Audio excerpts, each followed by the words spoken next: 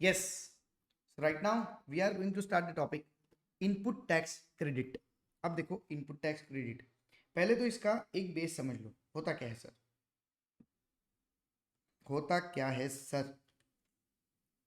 देखो, मुझे है ना कोई चीज मैन्युफैक्चर करनी है, तो मैं क्या करूंगा सर?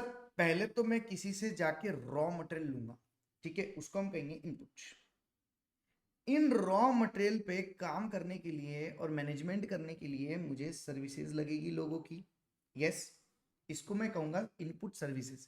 इस प्रोडक्ट को बनाने के लिए, मैन्युफैक्चर करने के लिए मैंने इनपुट्स लिए, इनपुट सर्विसेज ली और कैपिटल गुड्स लिए. कैपिटल गुड्स लिए. This three are inputs. ये मैंने लिए हैं. और हो ना हो, जब मैंने ये चीजें परचेज की थी, ली थी, इनके लिए पेमेंट किया था, तब इनके सप्लायर ने मुझ पे टैक्स लगाया. और इसके सप्लायर ने, तीनों के सप्लायर ने मुझसे टैक्स का अमाउंट लिया. लिया ना? उसके लिए तो आउटवर्ड सप्लाई था, मेरे लिए इनवर्ड था. उसने मुझ पे जीएसटी लगाया, मैंने जीएसटी पे भी किया. तो मैंने क्या क्या पेमेंट दी? मैंने एक तो इनका जो अमाउंट था वो पे किया और टैक्स पे किया. तो ये जो टैक्स मैंने पे किया ये बन गया इनपुट टैक्स. क्या बन गया? Input tax. If this inputs are received in the course और फर्दरेंस ऑफ बिजनेस, ये बन गया सर इनपुट टैक्स. अब होगा क्या? अब मैं मैन्युफैक्चरिंग स्टार्ट करूंगा. मैन्युफैक्चरिंग स्टार्ट करने के बाद मैंने गुड्स बना लिए. गुड्स बनाने के बाद मैं कस्टमर को बेचूंगा. तो ये गुड्स अब इन द कोर्स और फर्दरेंस ऑफ बिजनेस आगे सप्लाई हो रहे हैं कंज्यूमर को, कस्टमर को. अब मेरा कस्टमर कोई भी हो सकता है ना, मैं मैन्युफैक्चरर हूं. मेरा कस्टमर कोई भी हो सकता है, रिटेलर, होलसेलर, डीलर, डिस्ट्रीब्यूटर, कोई भी हो सकता है. ठीक है, तो मैंने कस्टमर को दिया. जब मैंने कस्टमर को ये सप्लाई किया, तो जो आउटवर्ड सप्लाई किया है उस पर मैंने टैक्स लगाया कस्टमर को कि भैया तू जीएसटी दे. ठीक है, तो ये कस्टमर मुझे क्या देगा? Amount plus tax. इसका मतलब ये टैक्स कौन सा हुआ? Output tax. इनपुट टैक्स मैंने इनपुट्स पे दे दिया था, आउटपुट टैक्स बेचते वक्त कलेक्ट किया. वापस बोलता हूं, दो वर्ड्स पे फोकस करना. Input tax paid, outward tax collected. Input tax paid, output tax collected. अब मुझे गवर्नमेंट को टैक्स पे करना. अब ये आउटपुट टैक्स जो कलेक्ट किया ना, ये मैं मेरी जेब में नहीं रखूंगा, मुझे गवर्नमेंट को पे करना है. तो मैं चला गवर्नमेंट को पे करने, तो गवर्नमेंट ने बोला लाओ टैक्स लाओ. मैंने कहा एक सेकंड, मैंने आपको ऑलरेडी इतना हिस्सा दे दिया है. कैसे दिया? गवर्नमेंट, याद करो, उस सप्लायर ने मेरा टैक्स का अमाउंट आपको ऑलरेडी पहुंचा दिया है. बात समझ में? सप्लायर ने वो टैक्स का अमाउंट ऑलरेडी आपको पहुंचा दिया है. याद आया गवर्नमेंट? यस. तो अब मैं आपको कितना दूंगा? Output tax collected minus input tax already paid. बात समझ में आई? अब इसका जो बैलेंस बचेगा वो मैं आपको दूंगा. और ये जो चीज मैंने की ना, इसको कहते हैं क्रेडिट लेना. इसको कहते हैं क्रेडिट लेना. इनपुट टैक्स क्रेडिट लेना. बात समझ में आई क्या? यस. बोलिए बेटा फटाफट, बात समझ में आई क्या? यस, बात समझ में आई क्या? यस, इसको कहा जाता है इनपुट टैक्स क्रेडिट लेना. अब देखो, ये क्रेडिट कब मिलता है? ये क्रेडिट तब मिलेगा जब आपको सेक्शन 16 की शर्तें मंजूर होगी. ये क्रेडिट कब मिलेगा? जब आपको सेक्शन 16 की शर्तें मंजूर होगी. सर सेक्शन 16 में क्या क्या शर्तें हैं? पहली पहली 16(1) eligibility. This eligibility talks about registered person होना चाहिए, सप्लाई यूज और intended to be use in the course of furtherance of business होना चाहिए, amount shall be credited to the electronic credit ledger होना चाहिए. जो जिस जहां से आप क्रेडिट लोगे ना, वो इलेक्ट्रॉनिक क्रेडिट लेजर होता है. तो आपकी अमाउंट उसमें ऑलरेडी वहां पे प्रेजेंट होना चाहिए. अगर आपके इलेक्ट्रॉनिक क्रेडिट लेजर में अमाउंट है ही नहीं तो क्रेडिट लोगे कहां से? यस, तो ये 3 कंडीशंस बताती है you are eligible to take credit. फिर आपको कुछ शर्तें माननी होगी। सबसे पहली सेक्शन 16(2) की शर्त, section 16(2)(a), you should be in a possession of a tax paying document. ठीक है, टैक्स पेइंग डॉक्यूमेंट, आपके पास टैक्स पेइंग डॉक्यूमेंट होना चाहिए, जैसे इनवॉइस, टैक्स इनवॉइस हो गया, यस। या फिर दूसरे केसेस होंगे तो ये रहे टैक्स पेइंग डॉक्यूमेंट्स आपके सामने, यस, जैसे बिल ऑफ सप्लाई हो गया, etcetera etcetera, bill of entry, debit note, credit note, ठीक है। तो ये सारी चीजें हैं टैक्स पेइंग डॉक्यूमेंट्स। तो जब आप यहाँ पे क्रेडिट लेना जाते हो ना, तो आपके पास में प्रूफ होना चाहिए टैक्स पेइंग डॉक्यूमेंट का कि मैंने टैक्स पे किया है भाई, मैंने किया, ये देखो ये किया है। अगर वो होगा तो ही आपको क्रेडिट मिलेगा। After that section 16(2)(a) talks about कि रिटर्न फाइल हो चुका है, मतलब सप्लायर ने GSTR 1 भर दिया है या फिर IFF भर दिया है, इनवॉइस फर्निशिंग फैसिलिटी, ठीक है, और 2B में वो रिफ्लेक्ट हो रहा है, 2B में वो रेसिपिएंट को रिफ्लेक्ट हो रहा है। सेक्शन 16(2)(b), जिन गुड्स और सर्विसेज की आप बात कर रहे हो क्रेडिट लेने की, वो आपको एक्चुअली रिसीव होना चाहिए। Physical receipt of the goods except bill to ship to, क्योंकि यहाँ पे बिल किसी और को जाता है, शिपिंग कहीं और होती है, तो यहाँ पे जिसको बिल जाता है ना उसको फिजिकल रिसिप्ट ऑफ गुड्स नहीं होती, इसलिए ये एक्सेप्शन में है बिल टू शिप टू। लेकिन आपको फिजिकल रिसिप्ट ऑफ गुड्स होना चाहिए। आफ्टर दैट सी यहाँ पे सेक्शन 16(2)(ba) सेक्शन 38 के हिसाब से, ठीक है, सेक्शन 38 के हिसाब से सारे कंडीशंस को कंप्लाई करना चाहिए, yes. So details of the ITC in respect of set supply communicate to such registered person, ये कम्युनिकेट होता है, यस, कम्युनिकेट हो जाता है। अब इस पे देखो एक चीज और, मैंने IFF बोला था आपको, यस, IFF यानी क्या होता है ये मैं रिटर्न चैप्टर में बताऊंगा, ठीक है। तो या तो GSTR 1 आपने फर्निश कर दिया है या IFF आपने फर्निश कर दिया है, और सेम जो आपका फर्निशिंग है डिटेल सप्लायर का, ये फर्निश करने के बाद वो रिफ्लेक्ट हो रहा है 2B में, तो ये आपको मिलेगा। आफ्टर दैट यस, इसके बाद में सर यहाँ पे सेक्शन 41 के प्रोविजंस भी फुलफिल हो जाना चाहिए, यस, आपने सब रिटर्न फर्निश कर दिया है। And the main thing yes sir, आपने बोला सेक्शन 41 के प्रोविजंस कंप्लाई होना चाहिए, उसमें क्या है सर, उसका एक थीम बता दो ना। उसका एक थीम है बेटा, your tax should have been actually paid to the government. Repeating the things, पहली शर्त टैक्स पेइंग डॉक्यूमेंट होना चाहिए। दूसरा, IFF और GSTR 1 फर्निश कर दो, सेम GSTR 2B में रिफ्लेक्ट हो जाएगा, yes. Third, you should be in a physical receipts of the goods and services except bill to ship to. After that fourth कहता है सेक्शन 38 39 के प्रोविजंस को फॉलो कर लो, 41 के प्रोविजंस को फॉलो कर लो। 41 का प्रोविजंस क्या कहता है, your tax amount should be actually paid to the government. बात समझ में आई? ये शर्तें अगर मंजूर है तो ही हम आपको क्रेडिट देंगे, तो ही हम आपको क्रेडिट देंगे। और यहाँ पे दो चीजें क्लैरिफिकेशन है सर। क्या क्लैरिफिकेशन है? पहला, अगर आपका सप्लाई लॉट्स में होता है, इंस्टॉलमेंट्स में होता है, तो सर ITC कब मिलेगा?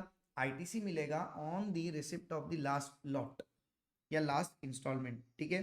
जब लास्ट लॉट या लास्ट इंस्टॉलमेंट मिल जाएगा तभी आपको ITC मिलेगा, यस, पूरे टोटल सप्लाई का।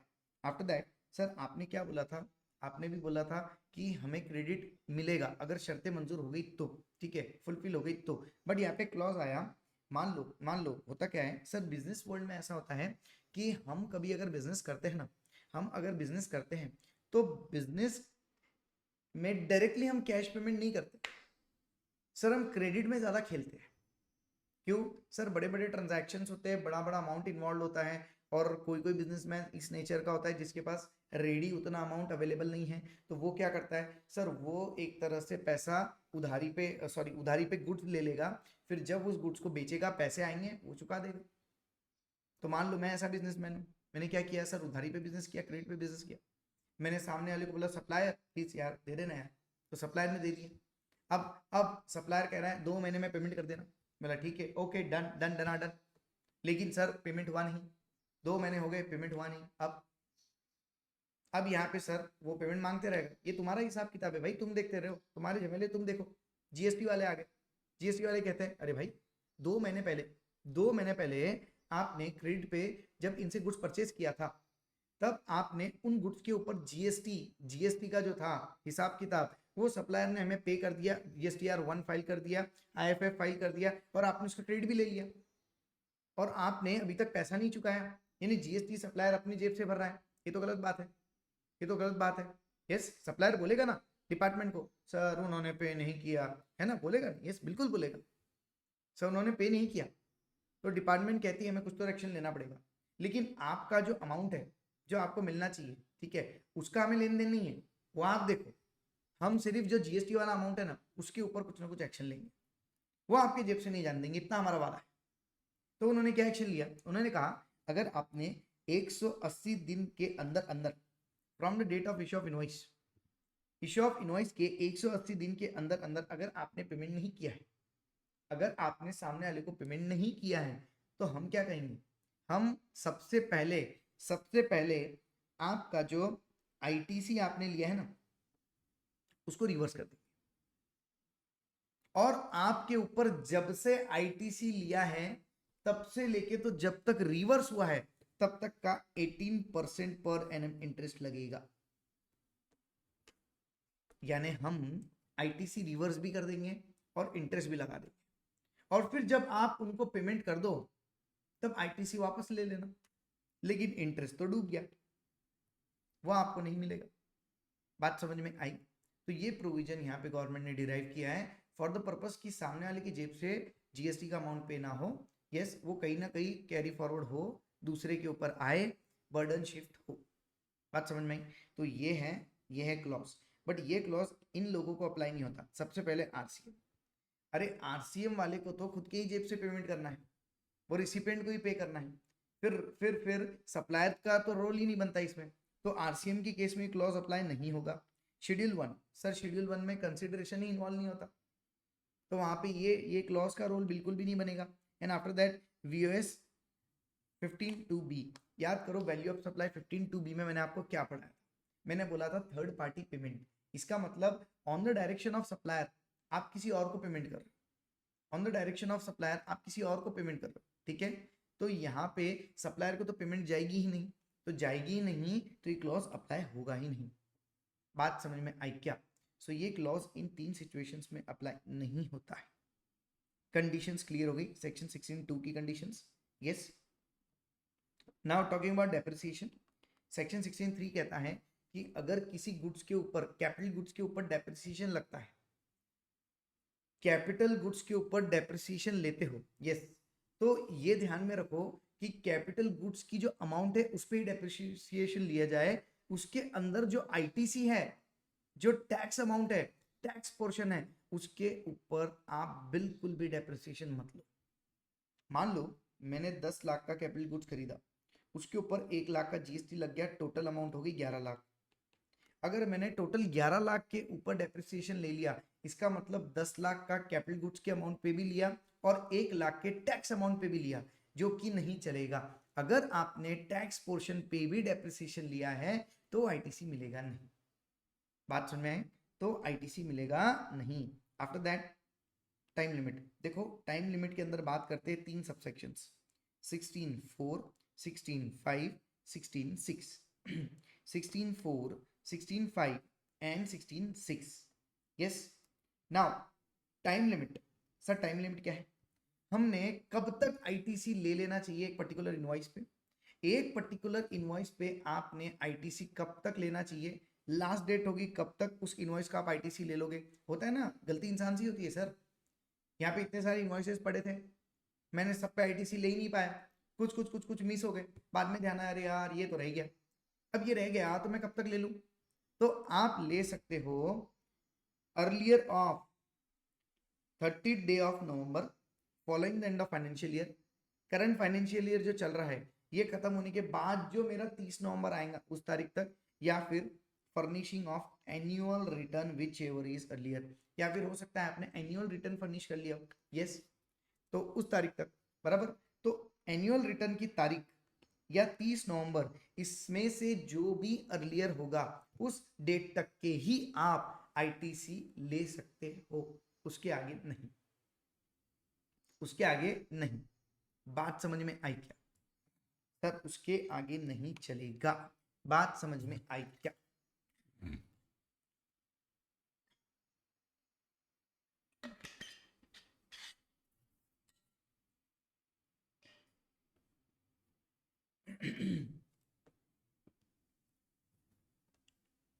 यस, बात समझ में आई क्या?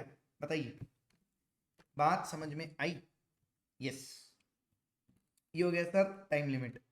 अब सर ये सेक्शन नंबर 16.5 और 16.6 क्या है? सेक्शन नंबर 16.5 और 16.6 किस टाइम लिमिट के बारे में बात करते हैं?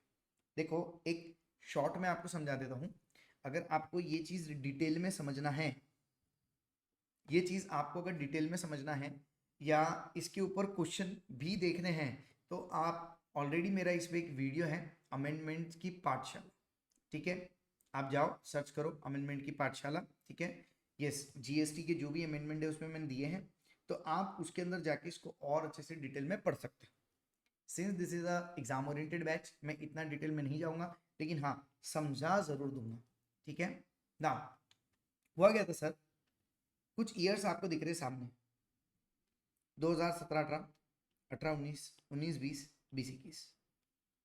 अब हुआ क्या सर, ये ईयर्स के अंदर बहुत सारे ड्रास्टिक चेंजेस हुए। कैसे? और बहुत सारे प्रॉब्लम्स भी क्रिएट हो गए। कैसे सर? जीएसटी नया नया आया था ना, पहला ईयर 17 18, एकदम से नया नया आया, लोगों को जल्दी समझा नहीं ना क्या करना, ये करना वो करना, एबीसीडी से समझना चाहिए ना, बट एकदम से नया नया आया, सब अप्लाई हो गया और लोगों को पल्ली नहीं पड़ रहा, अरे यार गलतियां पे गलती हुई जा रही, ठीक है? सो ये हुआ सर। इसके अलावा इन इन ईयर्स के अंदर कोविड-19 भी तो आया था, जिसने और डिस्टर्बेंस क्रिएट कर दिया, असल में।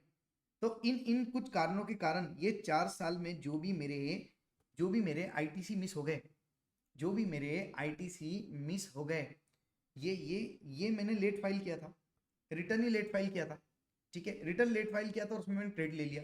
अब मैंने क्रेडिट ले लिया तो मेरे को नोटिस आने लगे, क्यों क्रेडिट लिया, आपका क्रेडिट रिजेक्ट हो गया, नहीं मिलेगा क्रेडिट। अब ऐसा करने से लोग नाराज हो गए, कहाँ एक तो नया एक्ट लेके आ गए, ऊपर से कोविड-19 आ गया था, इतना डिस्टर्बेंस ऑलरेडी चल रहा था, हमें कोई सपोर्ट नहीं मिल रहा है, हम क्या गलती कर रहे हैं? यस, तो यहाँ पे एक प्रोविजन निकाला सेक्शन 16(5), कहा कि अगर आपका आईटीसी इन ईयर्स का बचा होगा, अब मान लो 2017-18, इसके लिए लास्ट टाइम लिमिट क्या रह गई होगी सर? 17-18 के लिए टाइम लिमिट रह गई होगी 30 नवंबर 2018, या एनुअल रिटर्न का date of filing which is earlier, यानी वो टाइम लिमिट चली गई। क्या अब मैं इस साल का आईटीसी इस टाइम लिमिट के बाद में भी क्लेम कर सकता हूं? यस, कर सकते हैं, अकॉर्डिंग टू सेक्शन 16(5) कर सकते हैं। लेकिन एक चीज का ध्यान रहे, इन चारों ईयर्स की जो लास्ट डेट आपकी रहेगी आईटीसी लेने की, वो रहेगी 30 नवंबर 2021, और आप 30 नवंबर 2021 तक के कोई भी रिटर्न फाइल करो ना, कोई भी रिटर्न, तो किसी भी रिटर्न में आप आईटीसी ले सकते हो। बात समझ में? 30 नवंबर 2021 तक के आप कोई भी रिटर्न फाइल करो ना, तो किसी भी रिटर्न के अंदर आप आईटीसी ले सकते हो। Yes, with respect to any ITC which is not availed in this years, ठीक है? बात समझ में आई? ये हो गया 16(5). इसको डिटेल में डायग्राम ड्रॉ करके समझाया है वो वीडियो में, आप वो वीडियो जाके देख लेना, और इस पे क्वेश्चन आंसर्स भी किए, वो भी देख लेना, ठीक है? Now coming towards section 16(6), time limit. Sir ये अब नया क्या है? वो टाइम लिमिट तो हो गई, उसमें हमको 4 साल का जो था वो हमें खुश कर दिया, दे दिया, चलो संतुष्ट हो गया मन। अब इसमें क्या है? अब देखो यहाँ पे क्या हो गया, जब कभी, देखो एकदम गौर करो, क्या हो जाता है जब कभी रजिस्ट्रेशन कैंसिल हो जाता है अंडर सेक्शन 29, जब कभी रजिस्ट्रेशन कैंसिल हो जाता है और कुछ समय बाद में वो वापस जिंदा हो जाता है, यानी रिवोकेशन, रिवोकेशन ऑर्डर से आपका कैंसिलेशन वापस वापस जिंदा हो जाता है, रजिस्ट्रेशन वापस जिंदा हो जाता है। कैंसिल किया अंडर सेक्शन 29, एसएससी ने जाके पर्सन ने जाके केस कर दिया, वहां पे बोल दिया सर अथॉरिटी को, यस कमिश्नर को, कि ये बराबर नहीं किया, ऐसी सी बात ये हो गया, फिर रिवोकेशन ऑर्डर इशू हो गया, तो रजिस्ट्रेशन जिंदा हो गया। लेकिन सर क्या इस टाइम गैप में from the date of cancellation to the date of revocation मैंने सप्लाई नहीं की होगी? की होगी ना सर? यस। और इन इस टाइम गैप में क्या मैंने इनपुट टैक्स पे नहीं किया होगा? किया होगा। आउटपुट टैक्स कलेक्ट नहीं किया होगा? किया होगा। यस। बट अब क्या इस टाइम पीरियड में जब तक मेरा रजिस्ट्रेशन ही नहीं था, कैंसिल हो गया था, रजिस्ट्रेशन नंबर ही अवेलेबल नहीं था, तो क्या मुझे आईटीसी मिला? नहीं, मिला ही नहीं ना सर। मिलेगा कैसे? आपका रजिस्ट्रेशन था ही नहीं उस समय, रिटर्न भी फाइल नहीं कर पा रहा था। और ऐसा हुआ सर, ऐसा हुआ उस पर्टिकुलर ईयर का मेरा मिस हो गया, डेट मिस हो गया। आपने बोला था ना 30 नवंबर और date of annual return filing which ever is earlier, मेरा मिस हो गया सर। गलती मेरी थी नहीं, मेरा रजिस्ट्रेशन ही जिंदा नहीं था और वो मेरा मिस हो गया। ठीक है, क्या क्या बोला था? मिस हो गया। अब मिस होने के कारण किसको इल्जाम दूं, किसको ब्लेम करूं? किसको ब्लेम करूं? मेरा आईटीसी कहां जाएगा? कोलैप्स हो जाएगा? नहीं, ऐसा नहीं। उन्होंने कहा, यस, उन्होंने कहा the person shall be entitled to take ITC in respect of such invoice, debit note etcetera. ठीक है, जहां पे आईटीसी नहीं लिया है, इन अ रिटर्न, किस रिटर्न में ले सकता है? In a return which is filed up to 30 November of the following the financial year और furnishing of relevant annual return which ever is earlier. पहले तो क्लॉज ए कहता है इनमें से विच एवर इज अर्लियर को फिक्स करो, फिर कंपेयर करो उसको with clause B, return is filed within 30 days of the revocation order for the period from the date of cancellation till the date of revocation. ये देखो, A में पहले एक फिक्स कर लो, which ever is earlier fix कर लो, फिर बी को देखो, रिटर्न इज फाइल, वो भी कब? रिटर्न फाइल कब होगी? जैसे ही आपका रजिस्ट्रेशन जिंदा हो जाएगा ना, उसके 30 दिन के अंदर आपको रिटर्न फाइल करना। जो 30 दिन के अंदर आप रिटर्न फाइल करोगे ना, तो उस रिटर्न के अंदर आप वो आईटीसी ले लो, वो इनपुट टैक्स रेट ले लो। बात समझ में? यस। तो यहाँ पे हमें 2 तारीख मिल गई, एक तो विच एवर इज अर्लियर वाली और एक 30 दिन के अंदर जब रिटर्न फाइल किया वो date of return.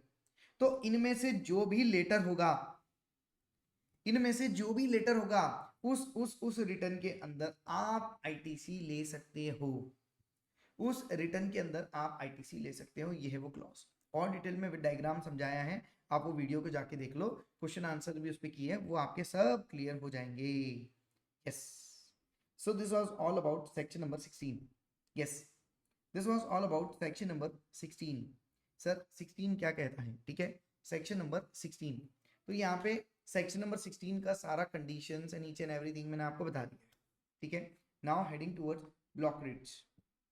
Block rates करने के पहले एक 2 मिनट रुको और पहले सेक्शन 16 को वापस पढ़ो। ठीक है, फिर हम स्टार्ट करेंगे block rates. Okay,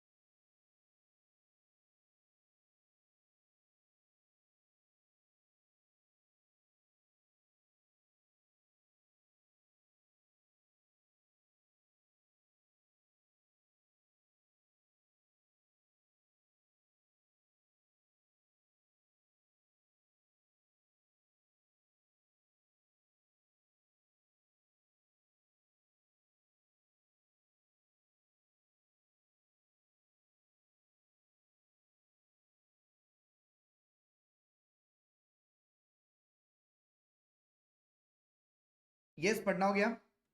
let's start with block rates. ठीक है, अब देखो यहाँ पे एक चीज ध्यान रखो, मेरा सेक्शन नंबर 16 के हिसाब से सारा कंडीशंस फुलफिल हुआ। ठीक है, सेक्शन नंबर 16 के हिसाब से सारा कंडीशंस फुलफिल हुआ। अब देखो, जब मैं सब कंडीशंस को फुलफिल कर बैठा हूं तो मुझे क्रेडिट मिल जाना चाहिए। यस और नो? यस सर, मुझे क्रेडिट मिल जाना चाहिए। बट अगर आपका क्रेडिट ही ब्लॉक्ड है तो कितना भी आप कंडीशंस को सेटिस्फाई कर लो, आपको क्रेडिट नहीं मिलेगा अगर आपका क्रेडिट ही ब्लॉक है। इसका मतलब ब्रॉक क्रेडिट्स के अंदर वो लिस्ट आती है जहां पे आप अगर एलिजिबल भी हो गए, कंडीशन भी फुलफिल कर लिए, टाइम लिमिट के अंदर भी हो, तो भी आपको क्रेडिट मिलेगा नहीं। बात समझ में आई क्या? यस। तो यहाँ पे देखो एक एक क्लॉज हम डिस्कस करेंगे। We are studying section 16.5। Now this is clause a 16.5A। 16.5A talks about motor vehicles. Yes sir, motor vehicles, motor vehicle से दो चीज होगी, आइदर पर्सन ट्रांसपोर्ट होगा या गुड्स ट्रांसपोर्ट होगी, आइदर पर्सन ट्रांसपोर्ट होगा या गुड्स ट्रांसपोर्ट होगी। अब motor vehicle, motor vehicle for the purpose of goods transportation अगर आपने खरीदी है, for the purpose of goods transportation अगर आपने खरीदी है और उसको खरीदते वक्त आपने जीएसटी पे किया है, तो इन दैट केस आपको यहाँ पे क्रेडिट मिलेगा। इन दैट केस आपको यहाँ पे क्रेडिट मिलेगा जो भी जीएसटी आपने उस मोटर व्हीकल को खरीदते वक्त भरा है। ठीक है, खरीदते वक्त भरा है। बट सर पर्सन ट्रांसपोर्ट की अगर बात करूँ तो, अगर पर्सन ट्रांसपोर्ट की बात करो तो पहले देखो सीटिंग कैपेसिटी कितनी है। सर सीटिंग कैपेसिटी क्या 13 या उसके नीचे है इंक्लूडिंग ड्राइवर? अगर 13 या 13 के ऊपर है ना तो हमें कोई हरकत नहीं है, आप आईटीसी ले लो। अब आईटीसी ले लो, सीटिंग कैपेसिटी मोटर व्हीकल की ट्रांसपोर्टिंग द पर्सन अगर 13 कैपेसिटी के ऊपर है तो आप आईटीसी ले लो, कोई परवाह नहीं। बट अगर seating capacity less than equals to 13 है तो इंक्लूडिंग ड्राइवर, तो उस केस में अब आपको देखना पड़ेगा क्या आपने नॉर्मल या पर्सनल यूज के लिए व्हीकल खरीदा है। मैंने इनोवा कार खरीदी, seating capacity less than equal to 13, Innova car मैंने खरीदी है और वो मैंने घर के लिए यूज कर, घर के लोगों के लिए यूज कर रहा हूँ, उनको लाना ले जाना, कहीं जाना है, घूमना फिरना एक्सेट्रा एक्सेट्रा। तो क्या मैंने जब इनोवा खरीदी उस पर जो जीएसटी भरा है उसका आईटीसी मिलेगा? नहीं। बट वही इनोवा को अगर मैं यूज कर रहा हूं for making further taxable supplies, for making further taxable supplies, yes, of such motor vehicle, yes, for example मैंने लिया और बेच दिया, मैंने लिया और बेचा, या फिर मैं पर किलोमीटर बेसिस पे चार्ज कर रहा हूँ, टूर्स और ट्रेवल्स कंपनी हूँ, पर किलोमीटर बेसिस पे चार्ज कर रहा हूँ, इनोवा मैंने दी 20 रुपए पर किलोमीटर के हिसाब से, उसका कंसिडरेशन मुझे मिला। मैंने ये इनोवा गाड़ी टूर्स और ट्रेवल्स का बिजनेस चलाने के लिए खरीदी थी, ऐसा है, ठीक है, कोई बात नहीं, आईटीसी ले लो। मैंने एक वैगनार खरीदी थी for the purpose of driving, training and driving, मेरा ड्राइविंग स्कूल है, मोटर ड्राइविंग स्कूल, उसके लिए मैंने वैगनार खरीदी थी, तब मैंने जीएसटी पे किया था, उसका क्रेडिट मिलेगा? यस। अगर फॉर दिस पर्पस अगर आपने मोटर व्हीकल खरीदी है तो आपको टैक्स आईटीसी मिलेगा, तो आपको आईटीसी मिलेगा। बट इनके अलावा अगर कोई नॉर्मल यूज है तो आईटीसी नहीं मिलेगा। This is the case of motor vehicle. Again same applicable in case of vessel and aircraft. Section number 17.5 clause AA, vessel और एयरक्राफ्ट गुड्स ट्रांसपोर्ट के लिए यूज कर रही है, यस, आईटीसी मिलेगा। पर्सन ट्रांसपोर्ट के लिए यूज कर रहे हैं, नॉर्मल यूज है, फॉर एग्जांपल प्राइवेट जेट, मैंने प्राइवेट जेट खरीदा है सर, क्या आईटीसी मिलेगा उस प्राइवेट जेट का? नहीं मिलेगा।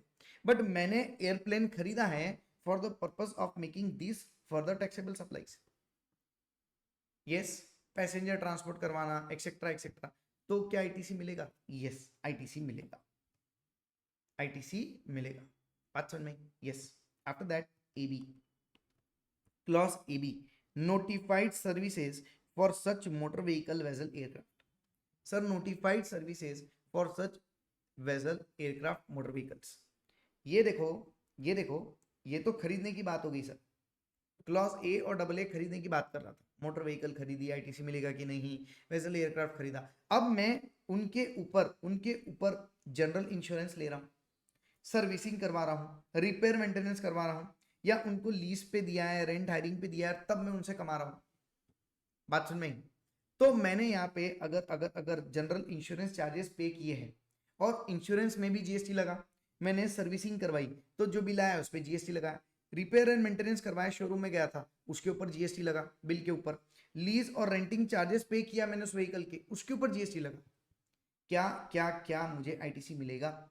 एकदम साफ शब्दों में बोलूं, क्लॉज ए और AA में जहां जहां आईटीसी मिला वहां वहां इन खर्चों का भी आईटीसी मिलेगा, और क्लॉज ए और AA में जहां जहां आईटीसी नहीं मिला था इन खर्चों का भी आईटीसी नहीं मिलेगा।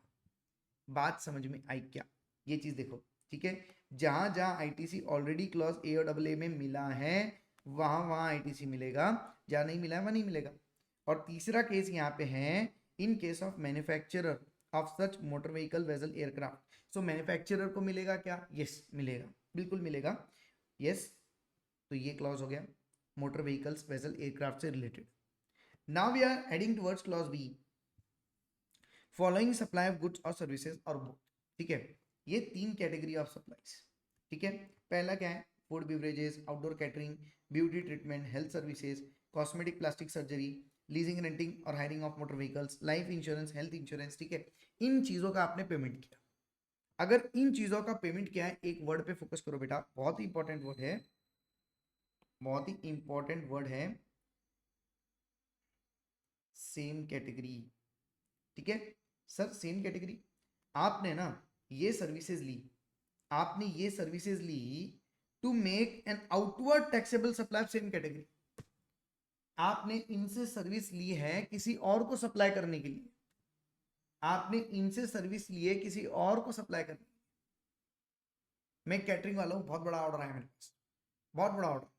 जब बहुत बड़ा ऑर्डर आया ना, तो मैंने क्या किया, दूसरे छोटे कैटरिंग वाले की भी हेल्प ली कि एक काम करो, स्वीट्स वाला पोर्शन आप संभाल लेना, बाकी मैं संभाल लूंगा। तो स्वीट्स वाले पोर्शन के लिए मैंने दूसरे कैटरिंग वाले की हेल्प ली, बराबर बराबर, मैंने दूसरे कैटरिंग वाले से हेल्प ली। अब उसको पेमेंट करना है, वो बोल रहा है मुझे पैसे दो, उसने जीएसटी चार्ज किया, मैंने उसको जीएसटी भी पे किया।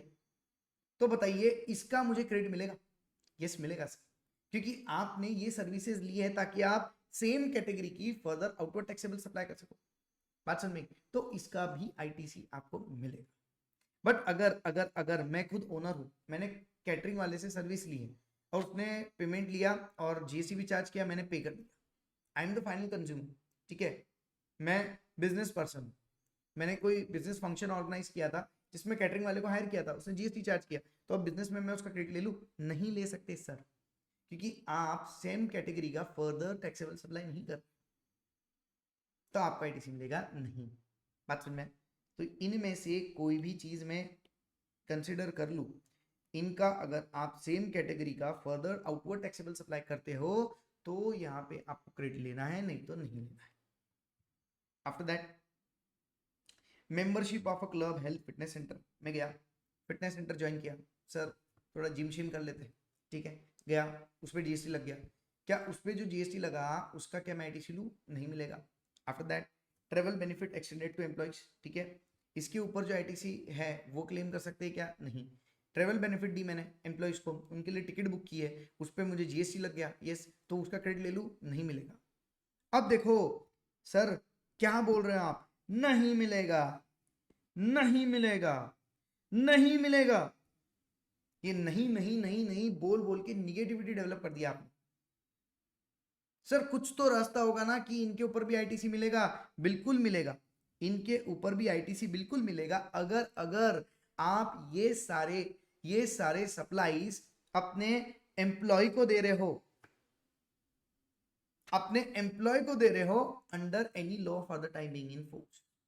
सर ऑब्लिगेटरी है, ये सर्विसेज एम्प्लॉय को देना ऑब्लिगेटरी है under any law for the time being in force. तो लॉ के अंदर ऑब्लिगेटरी है, इसके लिए आप दे रहे हो अपने एम्प्लॉय को ये सारी तीनों कैटेगरी ऑफ सर्विसेज सप्लाई कर रहे हो, या से गुड्स सप्लाई कर रहे हो, तो उस केस में आपको आईटीसी मिलेगा। अब लो ना, टिकट बुक करो आप, ट्रेवल बेनिफिट टिकट बुक करो आप, उस पर जो जीएसटी लगा उसका आईटीसी मिलेगा, क्यों? ऑब्लिगेटरी था इसलिए। अगर ऑब्लिगेटरी नहीं है और फिर टिकट बुक कर रहा हूं तो आईटीसी मिलेगा नहीं। बात समझ में आई क्या? यस सर, बात समझ में आई क्या, बताइए।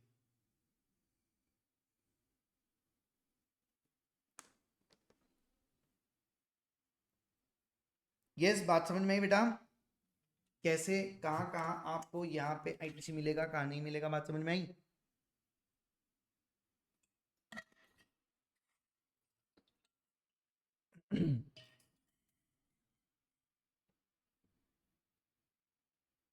Yes. Now next, construction, immovable property related, C और डी। अब देखो कोई भी एक्सवाइजेड पर्सन हो, कोई भी एक्सवाइजेड पर्सन हो ना, वो इमूवेबल प्रॉपर्टी को कंस्ट्रक्ट करेगा इधर बाय हिज ओन अकाउंट, खुद, खुद खड़े रह के कंस्ट्रक्ट करेगा, लेबर्स लगवा देगा, खुद रॉ मटेरियल्स लेके आएगा, कंस्ट्रक्शन करवाएगा, ठीक है। या फिर किसी को कॉन्ट्रैक्ट पे दे देगा, या फिर किसी को कॉन्ट्रैक्ट पे दे देगा, आइदर योर ओन अकाउंट और वर्क्स कॉन्ट्रैक्ट, ठीक है, वर्क्स कॉन्ट्रैक्ट। अब अगर कॉन्ट्रैक्ट पे दिया है या खुद से कर रहे हो, एक चीज ध्यान रखो, आप कर रहे हो कंस्ट्रक्शन। और कंस्ट्रक्शन का मीनिंग क्या है? रिकंस्ट्रक्शन, कंस्ट्रक्शन तो है ही, इसके अलावा reconstruction, renovation, addition, alteration, repairs to the extent of capitalisation to the said immovable property. Construction का मीनिंग कब आएगा? जब आप उस खर्चे को कैपिटलाइज कर रहे हो इमूवेबल प्रॉपर्टी के अंदर। अगर आप यहां पे कैपिटलाइज ही नहीं कर रहे हो तो वो कंस्ट्रक्शन होगा ही नहीं। और ये ब्लॉक क्रेडिट्स का रेस्ट्रिक्शन सी और डी कब अप्लाई होता है? कंस्ट्रक्शन पे अप्लाई होता है। अगर कंस्ट्रक्शन की डेफिनेशन में ही नहीं है तो क्या रेस्ट्रिक्शन अप्लाई होगा? नहीं अप्लाई होगा। रेस्ट्रिक्शन नहीं रहेगा, इसका मतलब आईटीसी मिलेगा। अब देखो सर, पहला रेस्ट्रिक्शन कंस्ट्रक्शन होना चाहिए। कंस्ट्रक्शन का मीनिंग आपको समझा दिया। सर किसका कंस्ट्रक्शन होना चाहिए? इमूवेबल प्रॉपर्टी का। और इमूवेबल प्रॉपर्टी क्या होती है? सर यहाँ पे इमूवेबल प्रॉपर्टी को दो चीज में कैटेगराइज किया है, अदर इमूवेबल प्रॉपर्टी और plant and machineries. Sir plant and machineries के लिए थोड़ा अलग नियम है, अदर इमूवेबल प्रॉपर्टी के लिए थोड़ा अलग नियम है। अदर इमूवेबल प्रॉपर्टी का केस अगर है और आप कंस्ट्रक्शन कर रहे हो और कंस्ट्रक्शन के अंदर आपने अगर सब कॉन्ट्रैक्टिंग किया है, सब कॉन्ट्रैक्टिंग यानी क्या? आप ये बिल्डिंग कंस्ट्रक्ट करके किसी और को दे रहे हो और इसके लिए आपने किसी और कॉन्ट्रैक्टर की मदद ली, उसने जीएसटी लिया आपसे, तो क्या उसको क्रेडिट मिलेगा? यस मिलेगा। अगर अगर अगर सब कॉन्ट्रैक्टिंग है तो। लेकिन अगर मैं खुद के लिए ही घर बना रहा हूं, उसके लिए मैंने सर्विसेज ली, उसके लिए उसने जीएसटी लिया, तो क्या उसका आईटीसी मिलेगा? नहीं मिलेगा, नहीं मिलेगा। सब कॉन्ट्रैक्टिंग है तो मिलेगा, अदरवाइज नहीं मिलेगा। लेकिन सर प्लांट एंड मशीनरी के लिए क्या कहना है आपका? मेरा कहना है प्लांट एंड मशीनरी का एकदम सिंपल, ठीक है। पहला फंडा, प्लांट एंड मशीनरी का मतलब बताओ। So according to GST plant and machinery का मतलब क्या है? apparatus, equipments, machinery fixed on earth by foundation structural supports that are used for making outward supply of goods and services and include such foundation structural support। Sir machinery build करने के लिए structural support भी बनाना पड़ता है, तो वो भी आ गया, मशीनरी भी आ गई, एपरेटस इक्विपमेंट भी आ गए, यस। लेकिन ध्यान रहे इनको यूज करके आप आउटवर्ड सप्लाई कर रहे हो गुड्स और सर्विसेज का। ऐसा नहीं मैंने मशीनरी लाई और यहाँ पे फॉर एग्जांपल ओवन खरीदा है, machinery apparatus equipment, yes, oven खरीदा। सर ओवन लाके घर में रखा है, मस्त, तो उसमें पिज्जा बना के हम लोग खाते हैं, क्या आप आउटवर्ड सप्लाई कर रहे हो? नहीं। तो क्या वो यहाँ कवर होगा? नहीं। लेकिन यही ओवन अगर मैं बेकरी में लगा दूं और मैं बेकरी प्रोडक्ट्स बना बना के लोगों को बेच रहा हूं, तो उस केस में यस, यहाँ पे कवर हो गया डेफिनेशन में। सो अगर वो प्लांट एंड मशीनरी की डेफिनेशन में कवर्ड है तो आपको आईटीसी मिलेगा, आपको आईटीसी मिलेगा, यहां क्रेडिट ब्लॉक नहीं है। अगर आपने आपने कंस्ट्रक्शन किया है प्लांट एंड मशीनरी का, उसके लिए अगर चार्जेस पे कर रहे हो, कंस्ट्रक्शन किया है प्लांट और मशीनरी का, उसके लिए आप चार्जेस पे कर रहे हो, उस पे जीएसटी लगा, तो आपको क्रेडिट मिलेगा अगर वो प्लांट एंड मशीनरी डेफिनेशन में आता है और further outward supply of goods और सर्विसेज हो रहा है तो। एक चीज ध्यान रखना, यहाँ पे प्लांट एंड मशीनरी डेफिनेशन में क्या नहीं आता? लैंड और बिल्डिंग, अदर सिविल स्ट्रक्चर, ठीक है। अदर बोले तो सर इसके अलावा आपने कोई मशीनरी के लिए सिविल स्ट्रक्चर बनाया तो वो तो इसमें ऊपर आ गया, उसके अलावा कोई सिविल स्ट्रक्चर होगा वो telecommunication towers, pipeline laid outside the factory premises, ये प्लांट और मशीनरी की डेफिनेशन में नहीं आता। और जो चीज प्लांट और मशीनरी की डेफिनेशन में नहीं आती उसके ऊपर आईटीसी मिलेगा नहीं। बात समझ में आई क्या? यस, चलो आगे बढ़ते हैं। सर अगर आपने सेक्शन 10 ऑप्ट किया है कंपोजिशन स्कीम तो आईटीसी मिलेगा नहीं। आफ्टर दैट सी गुड्स और सर्विसेज और both received by a non resident taxable person, NRTP जिसको कहा जाता है, ठीक है, except on goods imported by him. जो भी गुड्स उसने इंपोर्ट किया उसका आईटीसी मिल जाएगा, but other than imported goods, अगर कोई गुड्स अगर वो एज अ इनपुट्स ले रहा है तो उसका आईटीसी मिलेगा नहीं। Yes, after that goods or services both received by a taxable person which are used intended to be used for activities relating to application under CSR. CSR sir मैंने inputs लिए, क्यों? क्योंकि मुझे कॉर्पोरेट सोशल रिस्पॉन्सिबिलिटी का कुछ करना था project, उसलिए मैंने गुड्स लिए, तो उसका आईटीसी मिलेगा? नहीं मिलेगा। सो आपको अगर सीएसआर के अंदर पैसा लगाना है, गुड्स और सर्विसेज लगानी है, उसके इनपुट्स पे आपने इनपुट टैक्स दिया है, तो उस केस में आईटीसी मिलेगा नहीं। नाउ गुड्स और services use for personal consumption, इस पे आईटीसी मिलेगा नहीं। Goods lost, stolen, destroyed, written off और डिस्ट्रीब्यूटेड एज गिफ्ट और फ्री सैंपल, उसके ऊपर आईटीसी मिलेगा नहीं।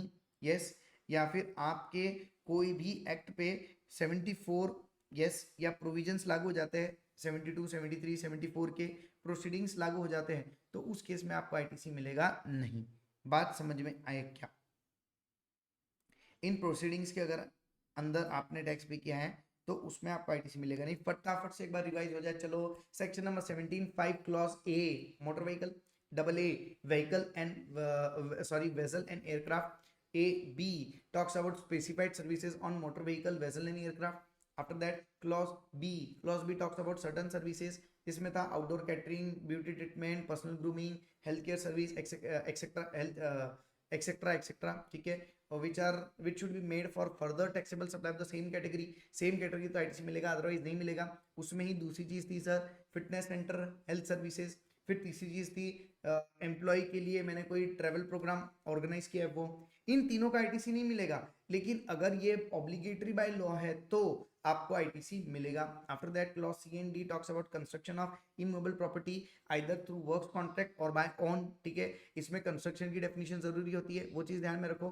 फिर प्लांट एंड मशीनरी को अलग किया है और अदर इमूवेबल प्रॉपर्टी को अलग डिस्ट्रीब्यूट किया है, और फिर अकॉर्डिंगली हमने क्लॉज देखा, ठीक है। इसके बाद में सर हमने क्या देखा था? इसके बाद में देखा था सेक्शन 10 कंपोजिशन स्कीम वालों को आईटीसी नहीं मिलती। इसके अलावा एनआरटीपी को सिर्फ इंपोर्टेड गुड्स का जो इनपुट्स है उसके ऊपर आईटीसी मिलता है, अदर गुड्स पे नहीं मिलता।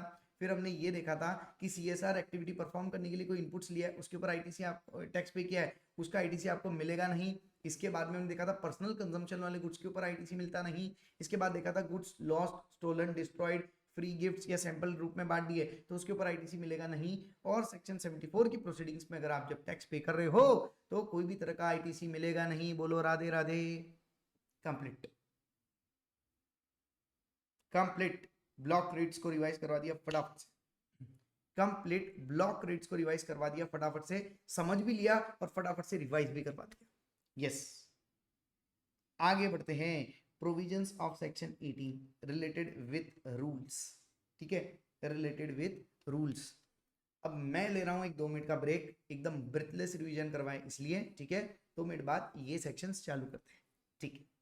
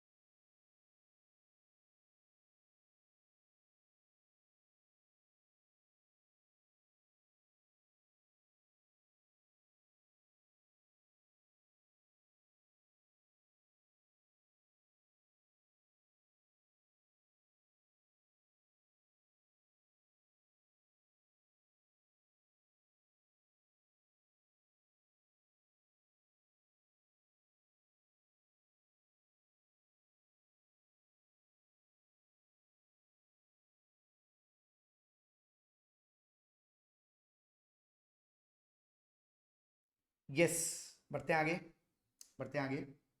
बहुत अच्छे से हमने बहुत कम समय में बहुत ही प्रॉपर डिटेल में रिवीजन किया है। यस, इतना जल्दी इतना डिटेल में रिवीजन नहीं हो पाता। चल, अब देखो, this is the cases of switching, ठीक है। ये कंप्लीट होने के बाद मैं आपको बहुत अच्छी तरह से समझाऊंगा कि अगर आपको आईटीसी रिलेटेड क्वेश्चन आता है तो उसको सॉल्व किस तरह से करना है, उसका स्टेप्स क्या है, ठीक है। अब देखो हुआ कैसा, सीधी बात है। मान लो आप है ना, आपकी जिंदगी अब तक बहुत खुश चल रही थी, मजा आ रहा था सर, टैक्स पे नहीं करना है, नॉर्मल सप्लाई कर रहे थे, मजा आ गया। एक दिन गलती से सर मैंने थ्रेशोल्ड लिमिट क्रॉस कर ली, यानी लक्ष्मण रेखा क्रॉस कर ली। अब लक्ष्मण रेखा जैसे ही क्रॉस की, थ्रेशोल्ड लिमिट जैसे ही क्रॉस की सर, वैसे ही अब मुझे क्या बनना पड़ेगा, क्या बनना पड़ेगा, रजिस्टर्ड पर्सन बनना पड़ेगा। मुझे रजिस्ट्रेशन लेना पड़ेगा, आप ऑप्शन नहीं है सर, क्या करूं, क्योंकि मैंने लक्ष्मण रेखा क्रॉस कर ली, थ्रेशोल्ड लिमिट क्रॉस कर ली। पहला केस, ठीक है। दूसरा, सर अब तक है ना मुझे कंपोजिशन स्कीम में बहुत मजा आ रहा, कम रेट ऑफ टैक्स लग रहे थे, कंप्लाइंस कम, मजा मजा मजा मजा आ रहा था सर। यस, अब हुआ क्या, अब कंपोजिशन से मुझे रेगुलर स्कीम में जाना पड़ेगा, क्योंकि मैंने 1.5 करोड़ की लिमिट को क्रॉस कर लिया। अब मुझे कंपोजिशन से रेगुलर में जाना, ठीक है। दूसरा केस हो गया। तीसरा केस, सर अब तक है ना मेरे गुड्स तो एग्जेम्प्ट थे, मुझे टेंशन ही नहीं था, कोई भी कंप्लायंस नहीं, कुछ भी नहीं। कंपोजिशन वाले को भी थोड़ा बहुत टेंशन, टैक्स थोड़ा बहुत पे करना पड़ेगा, कंप्लायंस करना पड़ेगा, मुझे तो वो भी टेंशन नहीं था। बट एक नोटिफिकेशन आया गवर्नमेंट के, और उसने एकदम बॉम्ब ब्लास्ट कर दिया और ये बताया कि भैया आपका अब गुड्स एग्जाम गुड्स नहीं होगा। जैसे ही बोला वैसे ही अब मैं क्या बन जाऊंगा, टैक्सेबल पर्सन। अब तक के तो मेरे गुड्स एग्जाम थे, अब टैक्सेबल होगा। तीसरा केस, यस, बात समझ में, yes.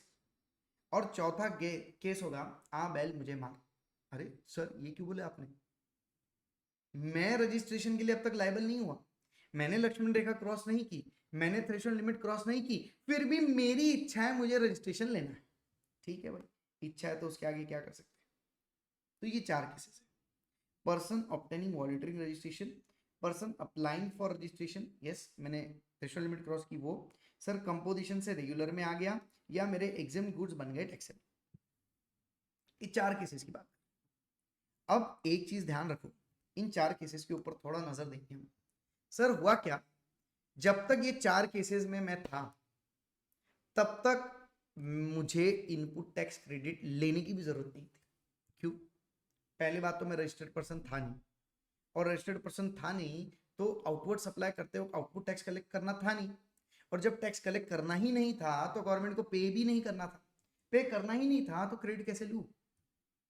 Same case composition scheme का मेरा ब्लॉक क्रेडिट्स में था। सेक्शन 10 के अंदर कंपोजिशन स्कीम के अंदर आप सप्लाई कर रहे हो तो कंपोजिशन स्कीम के अंदर सप्लायर को आईटीसी मिलता नहीं, ब्लॉक क्रेडिट्स। सर मेरे गुड्स ही एग्जाम गुड्स थे, एग्जाम गुड्स थे, इसका मतलब टैक्स कलेक्ट ही नहीं करना है, कलेक्ट ही नहीं करना है, गवर्नमेंट को पे नहीं करना है, गवर्नमेंट को पे नहीं करना है, तो सर यहाँ पे आईटीसी मिलेगा नहीं। इन चारों केसेस में जब आप थे तब आपको आईटीसी नहीं लेना पड़ रहा था। बट जैसे ही अब आप रजिस्टर्ड पर्सन बन जाओगे या नॉर्मल स्कीम में आ जाओगे या आपके एग्जाम गुड्स टैक्सेबल बन जाएंगे, अब क्या आप आउटपुट टैक्स पे करोगे, तब सोचोगे हाँ यार आउटपुट टैक्स पे करना है, इतना गवर्नमेंट को टैक्स पे करूंगा, इससे अच्छा आईटीसी ले लो, मेरा टैक्स पेमेंट कम हो जाएगा। बात समझ में आया, क्योंकि आईटीसी ने ऑलरेडी मैंने टैक्स पे कर रखा है। लेकिन लेकिन मान लो आज के डेट में, आज के डेट में कोई भी XYZ डेट ले लो, ठीक है, कोई भी डेट ले लो, 1 जनवरी ले ली मैंने, चलो आज के डेट में 1 जनवरी को एग्जाम्पल के लिए 1 जनवरी को मेरे साथ ये हरकत हो गई, मैंने थ्रेशोल्ड लिमिट क्रॉस की, मैंने वॉलंटरी रजिस्ट्रेशन लेने का डिसीजन ले लिया, मेरा कंपोजिशन से नॉर्मल स्कीम में आ गया, मेरा एग्जाम गुड टैक्सेबल बन गया इस 1 तारीख को। तो अब 1 तारीख को ऐसा तो नहीं होगा कि आपके गोडाउन में एक भी पुराना स्टॉक नहीं है, मेरे गोडाउन में पुराना स्टॉक पड़ा है जिसके ऊपर ऑलरेडी मैंने आईटीसी पे कर रखा है। बट जब आज 1 तारीख से या 1 तारीख के बाद मैं वो गुड्स को बेचूंगा तो मुझे आउटपुट टैक्स पे करना होगा। बात समझ में आई? इसका मतलब इन पे ऑलरेडी मैंने आईटीसी पे कर रखा है पास्ट में, और फ्यूचर में इनके आउटपुट पे टैक्स पर पे करना होगा, इनके आउटवर्ड सप्लाई पे मुझे टैक्स पे करना होगा। यस, तो कहीं ना कहीं इन गुड्स का क्रेडिट मिलना चाहिए ना, क्योंकि इनका क्रेडिट तो मैंने पहले लिया ही नहीं, क्योंकि मैं ले सकता नहीं था। बात सुनिए, इनका क्रेडिट मैंने पहले लिया ही नहीं क्योंकि मैं ले नहीं सकता था, लेकिन अब आउटपुट टैक्स पे करना मुझे पड़ेगा इन गुड्स के ऊपर जिसके ऊपर मैंने आईटीसी नहीं लिया। बात समझ में? तो मुझे आईटीसी मिलना चाहिए, मेरा हक है। तो गवर्नमेंट ने कहा ठीक है, सेक्शन 18 आपको हक देता है, एक काम करो, yes, now what you do, your credit entitled, ठीक है, your credit will be entitled on all the stock which is held plus semi finish goods और finish goods held in stock. आपके गोडाउन में चाहे वो रॉ मटेरियल है, finish goods है या सेमी फिनिश गुड्स है, वर्क इन प्रोग्रेस वाले, सबके ऊपर का आपको आईटीसी मिलेगा। लेकिन मार्क वन थिंग, किस दिन से? On the day immediately preceding the date from which he becomes liable to pay tax.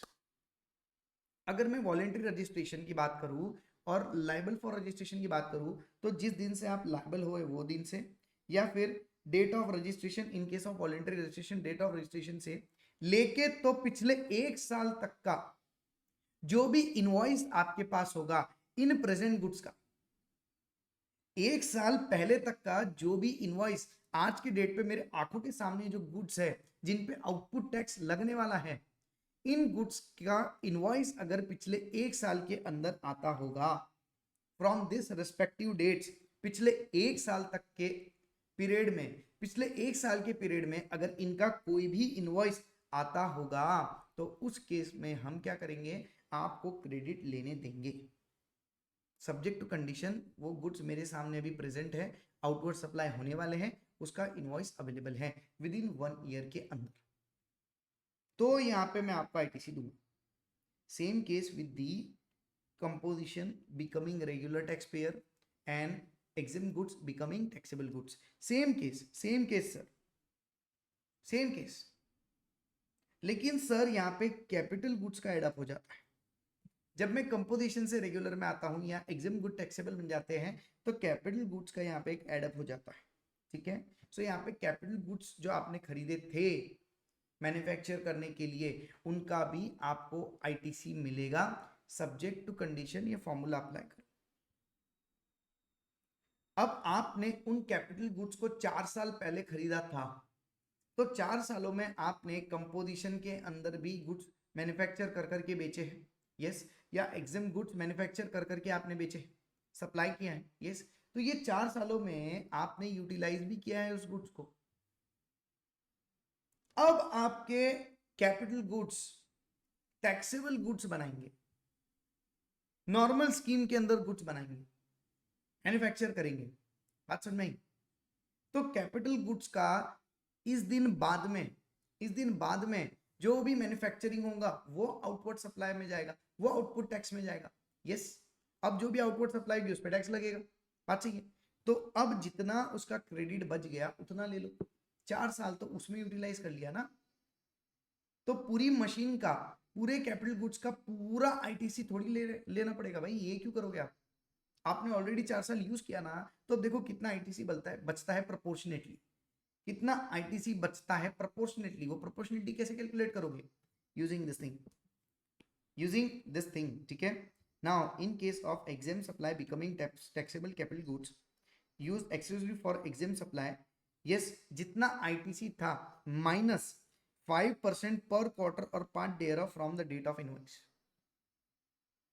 Date of invoice से लेके, तो जब तक ये हरकत नहीं हो जाती, कौन सी हरकत? आइदर कंपोजिशन से रेगुलर में आ गए या फिर एग्जाम गुड टैक्सेबल बन गए, ये हरकत जब तक नहीं हो जाती from the date of invoice 5% per quarter आपका आईटीसी का हिसाब निकाल, 5% per quarter, it means 5% of the total ITC amount, ठीक है, of capital goods multiplied by number of quarter from the date of invoice to date of, ये हरकत जब तक हुई है, इतना पोर्शन टोटल आईटीसी में से माइनस कर दो, ठीक है। इतना पोर्शन टोटल आईटीसी में से माइनस कर दो। फॉर्मूला लिख देता हूं, total ITC equals minus 5% of total ITC multiplied by number of quarters. Number of quarters ये बता देगा कि आपको अब कितना आईटीसी मिलेगा, एलिजिबल आईटीसी फॉर क्रेडिट, ये बताएगा एलिजिबल आईटीसी फॉर क्रेडिट। बात समझ में? यस। सो ये फॉर्मूला हम लगाएंगे और कैलकुलेट करेंगे। यस सर, इस तरह से हमको कहीं ना कहीं मिल जाएगा। इसके अलावा और भी थोड़े बहुत रेस्ट्रिक्शंस हैं, ठीक है। यस, डिक्लेरेशन फाइल करना होगा, ठीक है। Yes, declaration should be file within 30 days of becoming eligible to avail credit. जैसे आप एलिजिबल हो जाओ उसके 30 दिनों के अंदर डिक्लेरेशन फाइल करना होगा कि मेरे पास इतने इतने गुड्स ऑलरेडी पड़े हैं, अभी ऐसा हो जाएगा आउटवर्ड सेल के लिए, फिर हमको आईटीसी इसके ऊपर मिलना चाहिए, एक साल के अंदर इसके इतने इतने इनवॉइसेस मेरे पास है, हमें आईटीसी दो, डिक्लेरेशन, ठीक है। सर इसके अलावा सर्टिफिकेट भी लगेगा ये डिक्लेरेशन पे सर्टिफिकेशन लगेगा, किसका? सीए या कॉस्ट अकाउंटेंट का। If aggregate ITC value is more than 2 lakh rupees, 2 lakh रुपए तक के तो कोई दिक्कत नहीं, 2 लाख के ऊपर है तो दिक्कत है। अब यहाँ पे सर्टिफिकेशन लगेगा सीए या कॉस्ट अकाउंटेंट का। यस, बात समझ में? तो कुछ इस तरह से बेटा सारी चीजें होगी।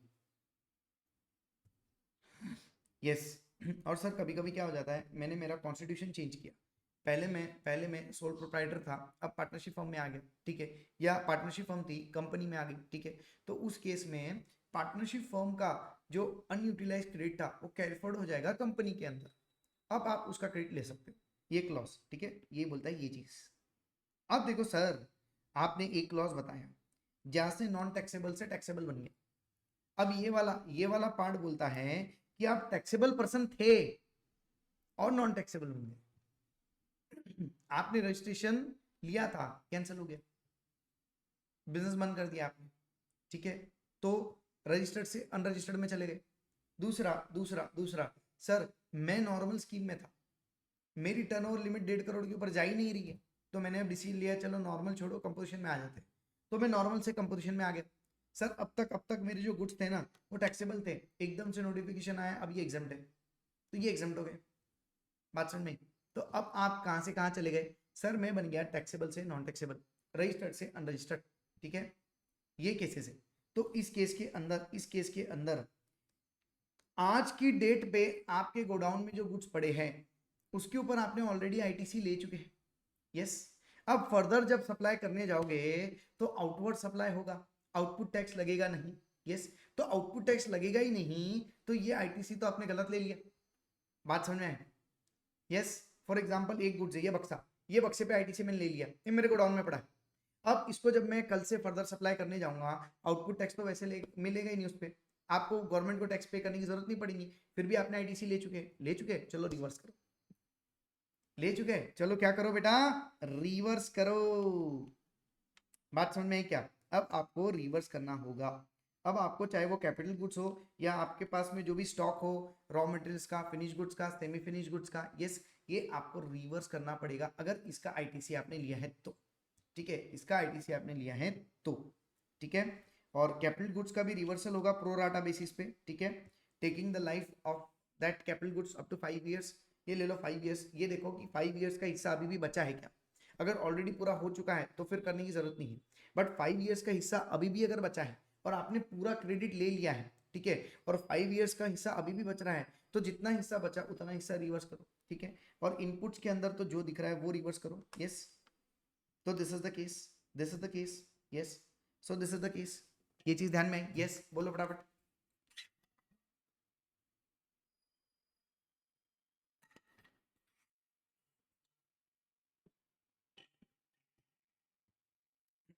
So this is the case, क्या ये चीज सबको ध्यान में आ गई? बताइए फटाफट। यस, क्या ये चीज सबको ध्यान में आ गई? बताइए फटाफट। Yes, very good very good very good, clear clear clear clear, very good. चल, बढ़ते आगे, बढ़ते हैं आगे।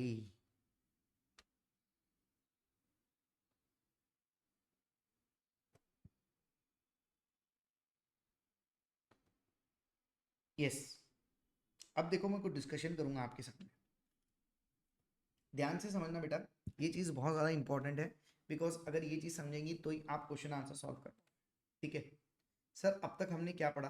देखो एक सिंपल ट्रक्स बताता हूँ सर। अब तक हमने एक चीज़ पढ़ी, क्या पढ़ी सर हमने यहाँ पे? एक चीज़, output tax minus input tax equals to GST payable. एकदम सिंपल सटीक बात बेटा, एकदम सिंपल। हमने अब तक क्या पढ़ा? आउटपुट टैक्स में से इनपुट टैक्स माइनस कर दो तो मिल जाएगा जीएसटी पेएबल। इसको हम कह सकते हैं नेट जीएसटी लाइबिलिटी। ठीक है, इनको हम कह सकते हैं नेट जीएसटी लाइबिलिटी। अब देखो, जब कभी आपको सबसे बड़ा वाला जो पहला क्वेश्चन दिया होता है ना, उसमें आईटीसी निकालने को ही कहते हैं।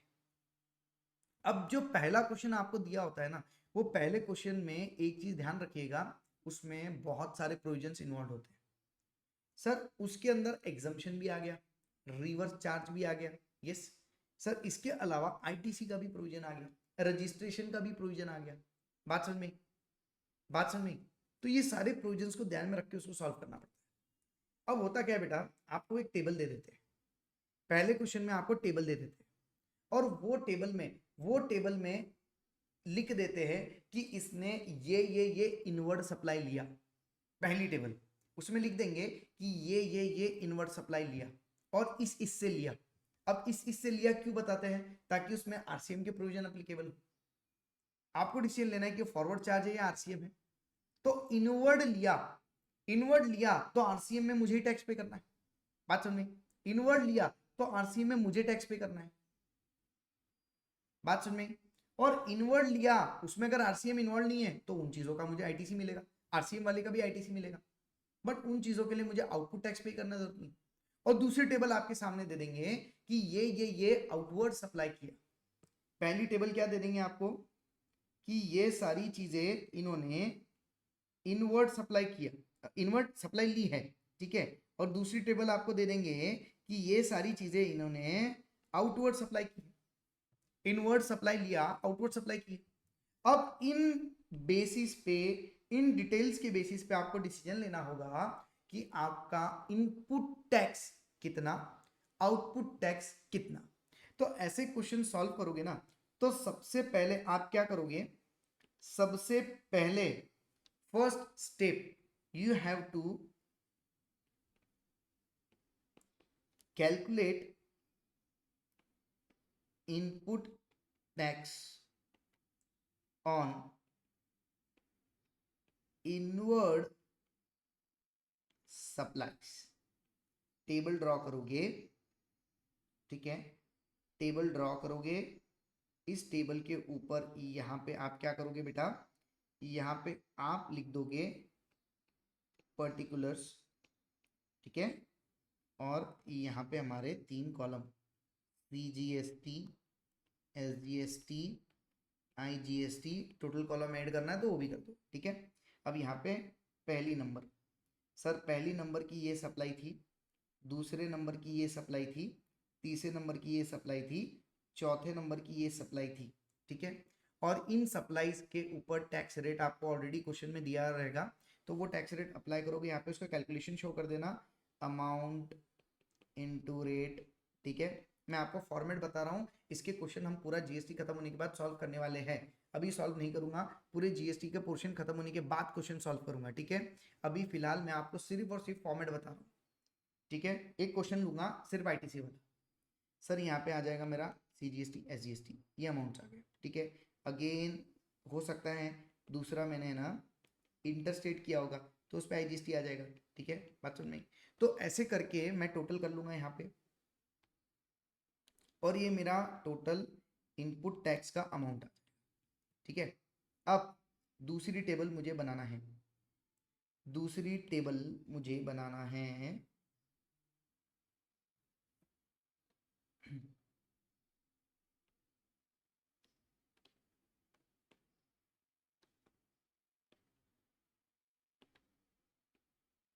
यस, ये आ गया मेरा दूसरे टेबल का डिटेल। ठीक है, मैं लैंडस्केप में लिख रहा हूँ, लेकिन एक्चुअली एग्जाम में आपको पोर्ट्रेट में लिखना है, ठीक है, जगह के हिसाब से लिख रहा हूँ, ठीक है।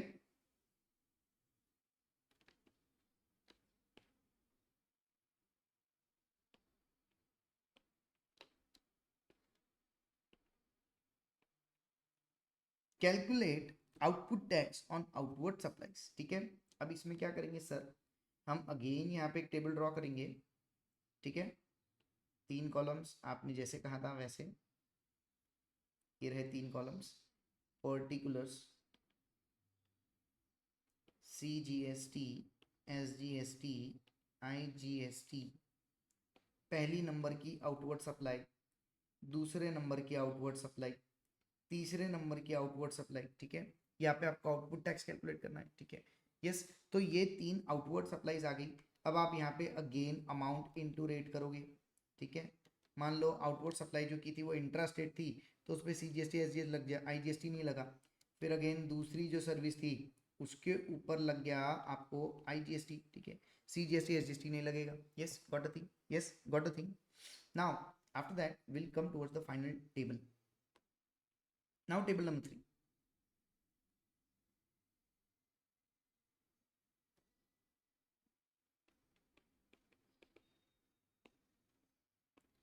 Net GST liability. Again यहाँ पे टेबल बनेंगी। Yes. Now what you are going to do?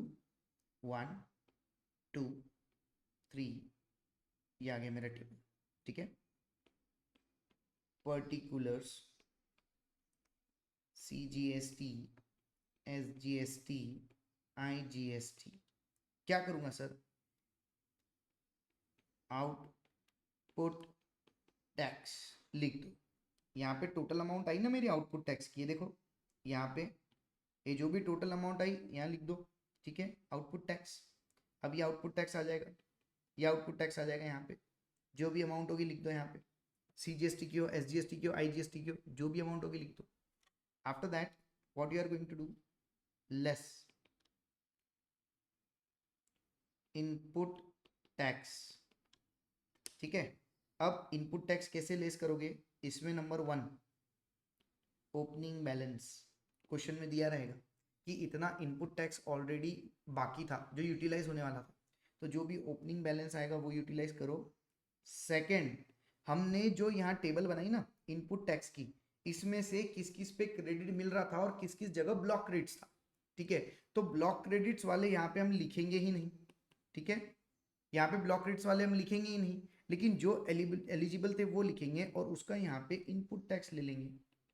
Yes, ITC, input tax credit, yes. और सर यहाँ पे कोई भी तरह का नियम नहीं होता, आपको इनपुट टैक्स की अमाउंट दे दी, अब आपको उसको पहले पूरा कहाँ यूटिलाइज करना है करो। सिर्फ एक नियम हमें ध्यान रखना है जो मैंने आपको बेसिक्स चैप्टर में बताया था कि किसके अगेंस्ट किसका क्रेडिट मिलता है, बस वो ध्यान रखो। बाकी कितना अमाउंट किसके अगेंस्ट यूटिलाइज करना उसका कोई नियम नहीं।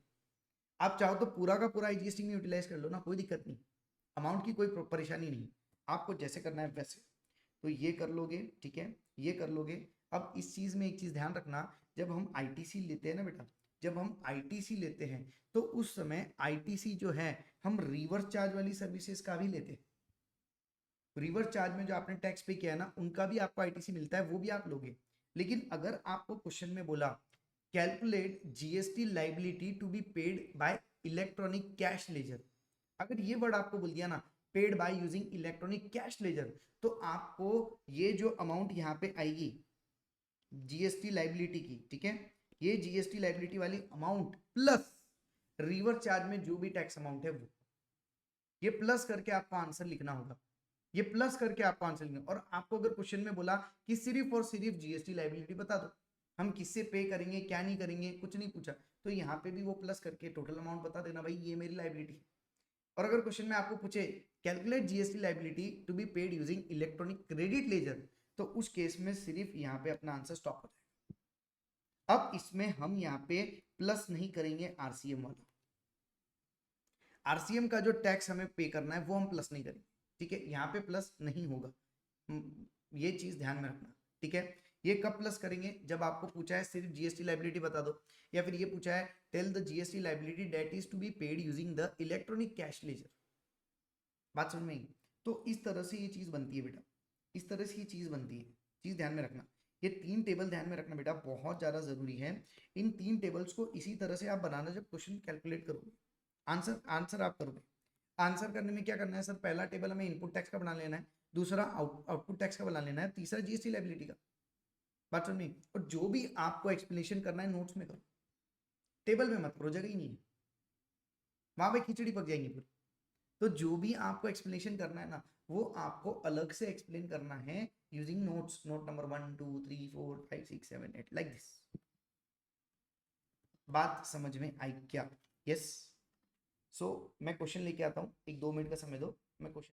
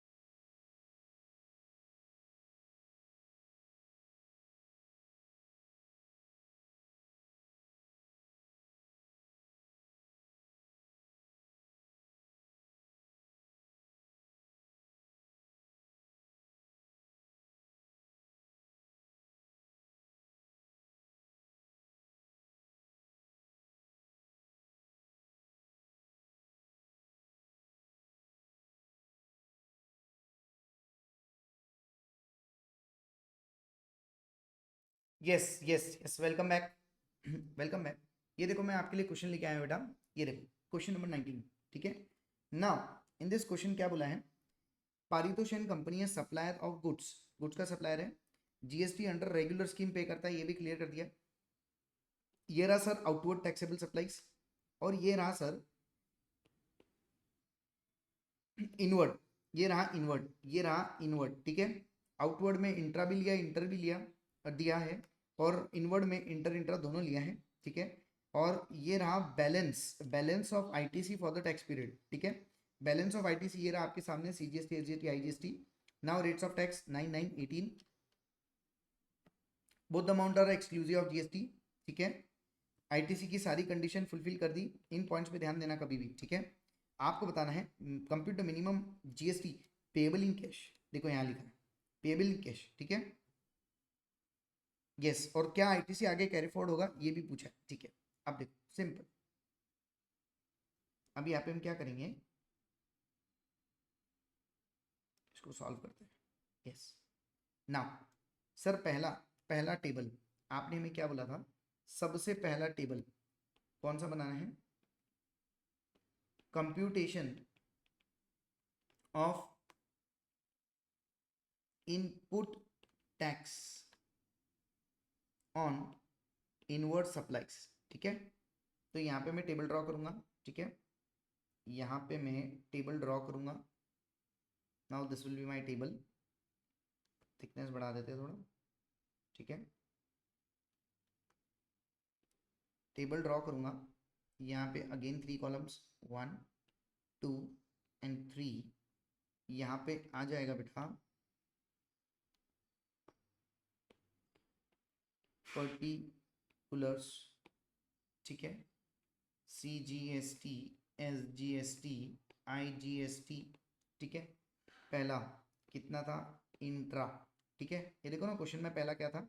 इंट्रा, है ना? ये देखो यहाँ पे इनवर्ड, इनवर्ड की बात कर रहा हूँ, intra, intra state purchase of goods, purchase of goods. ठीक है, कितना किया सर? 57,000, नहीं नहीं 3 लैक्स, 3 लैक्स। सर इंट्रा किया इसका मतलब इस पे क्या लगेगा, 9% CGST और 9% IGST। सो सर यहाँ पे कैलकुलेट करेंगे हम, यहाँ पे हम कैलकुलेट करेंगे कि 3 लाख के ऊपर 9% कितना हो गया, यस वेरी गुड, 27,000 का CGST, 27,000 का SGST, और दूसरा था इंटरस्टेट परचेस ऑफ गुड्स कितना था सर, 2.5 लाख का, इसके ऊपर सीधा सीधा IGST लगेगा 18% का, ठीक है। तो यहाँ पे 2,50,000 इंटू 18% कितना हो गया, 45,000। तो सर हमारे पास टोटल अमाउंट आ गई है, टोटल अमाउंट आ गई है। सर टोटल अमाउंट कितनी आएंगी, देखो टोटल अमाउंट आ जाएगी आपकी यहाँ पे 27, यहाँ पे 27, यहाँ पे 45, ठीक है। ये हो गया table number 1 complete. Now table number 2, computation of output tax. देखो ये टाइटल पूरा लिखना, आउटपुट टैक्स किसका, फॉर द मंथ ऑफ, है ना, ये पूरा लिखना। मैं एक शॉर्टकट में लिख रहा हूँ आपको समझाने के लिए, output tax on outward supplies of mister जो भी होगा वो, या मेसर्स जो भी होगा वो, फॉर द मंथ ऑफ, ठीक है, ऐसा पूरा लिखना।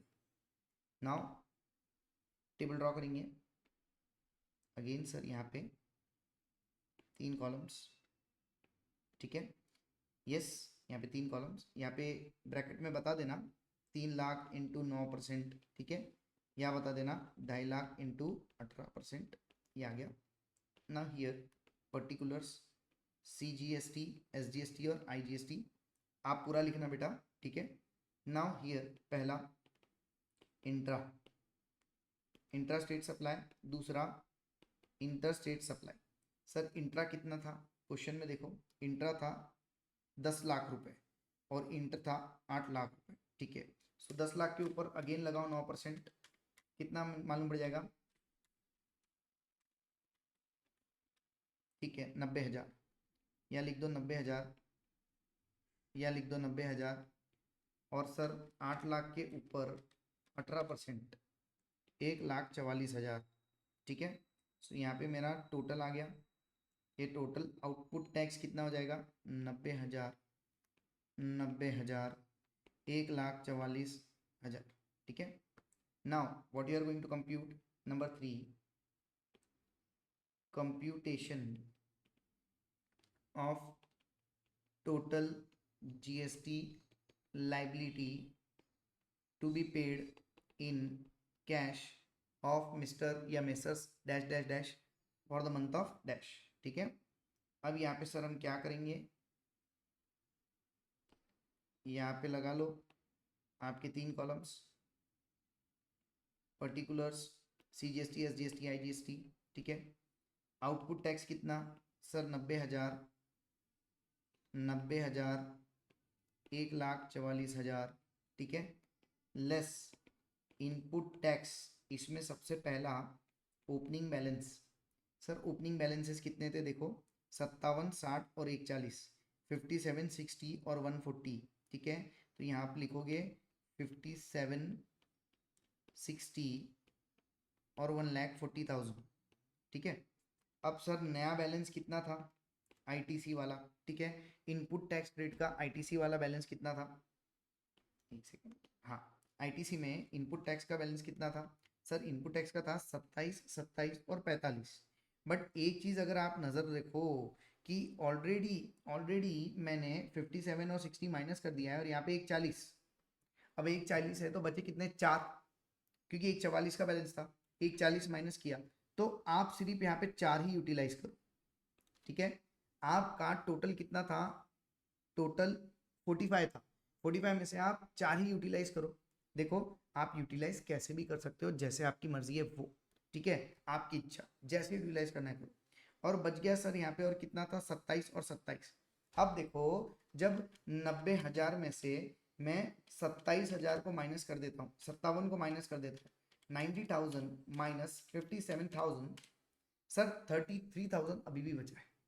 ये यूटिलाइज होने के बाद भी 33,000 अभी भी बचा है, यहाँ पे 33 बचा है ना, तो सर 33,000 के लिए एक 27,000 का आप यूटिलाइज कर दो, ठीक है, कर दो यहाँ पे कोई दिक्कत नहीं। इसको मैं नीचे लिखता हूँ बेटा, आईजीएसटी वाला मैं नीचे लिखता हूँ, 4000 का यूटिलाइजेशन, ठीक है सर। 27 यहाँ माइनस कर दिया, अगेन मैं पूरा 27 यहाँ माइनस कर देता हूँ, कि मेरे पास बैलेंस उतना ही था सर, 27 और 57, 27 और 60 माइनस कर दिए, ठीक है माइनस कर दिए। अभी भी क्या मेरे पास में बच रहा है, यस सर, करो 90,000 माइनस 57,000 माइनस 27,000, अभी भी सर 6,000 यूटिलाइज करना है। वो कहाँ से करोगे, 6,000 का आईजीएसटी का बैलेंस यूटिलाइज कर लो, सीजीएसटी का पूरा खत्म कर दिया, एसजीएसटी का पूरा खत्म कर दिया। आपको जैसे करना है कर सकते हो, ये मैं मेरे तरीके से कर रहा हूँ, आपको किसी और का बैलेंस कहीं यूटिलाइज करना है आप करो, कोई दिक्कत नहीं, ठीक है, बट सब्जेक्ट टू क्रेडिट किसका एलिजिबल है उस हिसाब से। नाउ सर अगेन यहाँ पे 90,000 में से 60,000 गए और 27,000 गए, 3 का बैलेंस अभी भी बचा है, यस 3 का बैलेंस अभी भी बचा है, यानी मैंने एक्स्ट्रा क्रेडिट 45,000 में से आईजीएसटी का 45,000 में से कितना क्रेडिट यूटिलाइज किया, 4,000 का किया, 6,000 का किया, 3,000 का किया, तो मेरा आईजीएसटी का बैलेंस कितना बच जाएगा, 32,000, जो मैं आगे कैरी फॉरवर्ड कर सकता हूं। और मेरा GST liability to be paid in cash कितना हो जाएगा सर, 0,0,0, कितना हो जाएगा 0,0,0। बात समझ में आई क्या, और मुझे कैरी फॉरवर्ड कितना करना पड़ेगा, 32,000, yes got a point, got a point. अब देखो कुछ इस तरह से यहाँ पे भी यूटिलाइज किया है, तो आपको जीएसटी पेएबल इन कैश कितना हो गया, 0,0,0, ठीक है, और कितना क्रेडिट बाकी रह गया, 32,000, ठीक है, कितना बाकी रह गया, देखो यहाँ पे सर 32,000 हमारे क्वेश्चन में आईजीएसटी का बैलेंस बचा है, और यहाँ पे सीजीएसटी और एसजीएसटी का बचा है। सर फर्क क्यों, मैंने पहले ही कहा था आपको जैसे यूटिलाइज करना है करो। इन्होंने पूरा पूरा क्रेडिट आईजीएसटी का यूटिलाइज कर लिया, उसके बाद में बचा हुआ सीजीएसटी और एसजीएसटी का यूटिलाइज किया। बात समझ में आ रही है क्या, इसलिए इनका बचा। और हमने क्या किया, पहले सीजीएसटी एसजीएसटी पूरा यूटिलाइज कर लिया, उसके बाद में बचा हुआ हमने आईजीएसटी यूटिलाइज किया, इसीलिए। But answer total answer same आएगा, ठीक है। So this is the case, so this is the case. Now this is how you can calculate the input tax credit, you can calculate the input tax credit। बात समझ में आए क्या, yes बताइए, yes आपको बात समझ में आई, किस तरह से हमने यहाँ पे आईटीसी सेट ऑफ करने का एक क्वेश्चन यहाँ पे किया, ठीक है। और पूरा मैंने आपको फॉर्मेट बताया, ये फॉर्मेट ध्यान रखना अच्छे से, क्वेश्चन सॉल्विंग में आपको ही काम आएगा, ओके यस।